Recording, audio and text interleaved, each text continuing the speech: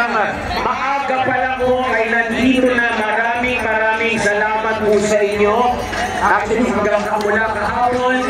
Meron mga nag-overnight sa kanilang mga tent, sa kanilang mga sasakyan, meron mga naglatagyan. Maraming salamat po sa inyong magsigaw ng ating yes, ng sigaw ng taong bayan. Alam mo, Ate Chloe, hindi lang sa daming gustong makipagkasa, ano po, dito sa ating sinasagawang rally ngayon, talagang nagkaubusan sa mga hotels, di ba, mga churches. Maraming sa mga kababayan natin gustong marinig ang kanilang tinig, kahit yung toyo, suka, hugos. Yung kanilang adobo.